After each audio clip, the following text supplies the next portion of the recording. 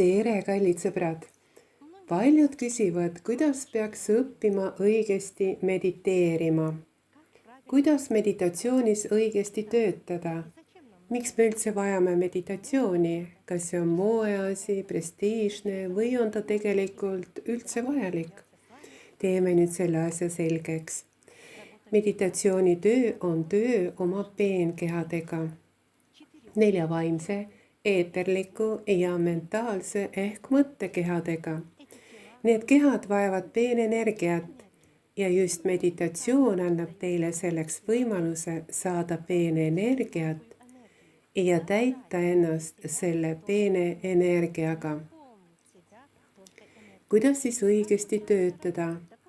Nii palju on erinevaid meditatsioone ja erinevaid meetodite mehhanisme, kuid milline neist on õige? Loomulikult me võime siin vastata palju laiemalt, kuid õige meditatsioon on teie õige sisemine seisund. Millest see räägib? See räägib sellest, kuidas te tunnetate, kuivõrd olete sisemiselt energiaga täidetud, kuidas te energiat tajute ja kuivõrd te olete suutelised olema energiajuhtijateks. Te saate oma sisemise energia, mida te genereerite, suunata oma elu konkreetsetesse seisunditesse. Meditatsioon eeldab inimeselt ka teatud vastavust, mis omakorda on jällegi teie maailmavaade, arusaam maailmast ja maailma tunnetamine. Võib öelda ka nii, et see, kes te olete, kuidas te eluga suhestute, toimub teie sisemise seisundi kaudu ka meditatiivne seisund.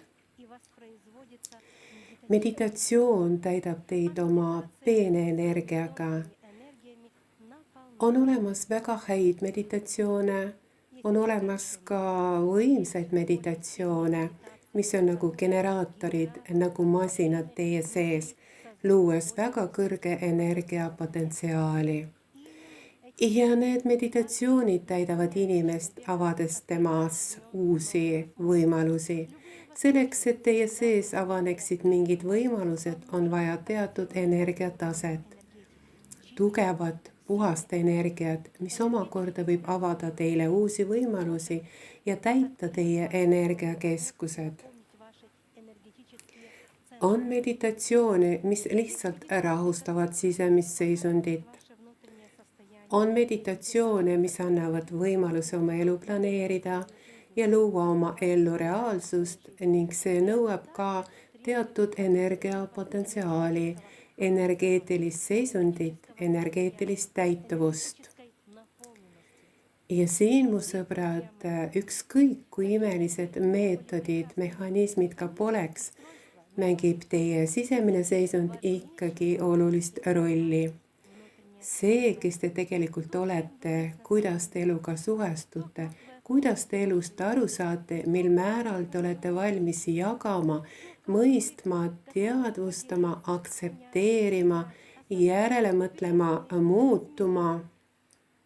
Ja tõepoolest, teie sisemine seisund annab tohutu panuse teie meditatiivsesse seisundisse ja kõigesse, mis teie ümber toimub.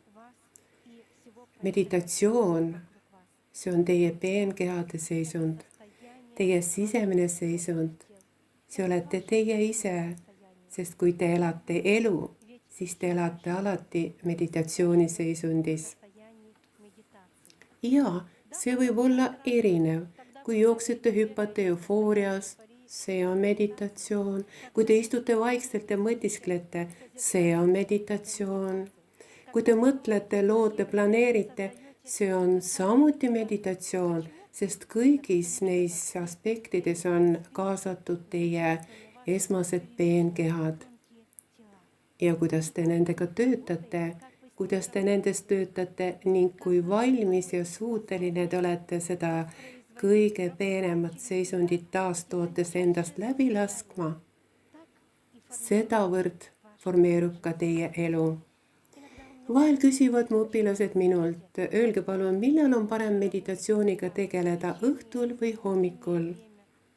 Aga ma ütlen teile nii, teil on vaja õppida elama teadlikult meditatsioonis. ja ainult siis annab teie meditatsioon teile meeldivaid ja kauneid eluseisundid. Meie seest algab ju kõik ja kõik formeerub meie sees mõtete, emotsioonide, suhete, mõistmise ja reaktsioonide kaudu. Seepärast, mu sõbrad, õppige elama rahulikus, tasakaalukas, harmoonilises meditatsioonis seisundis. Kogu elu peab olema harmoonias ja just harmoonia avab teile uue maailma, vaimse puhta maailma. Edu teile eesmärkideks ja saavutusteks!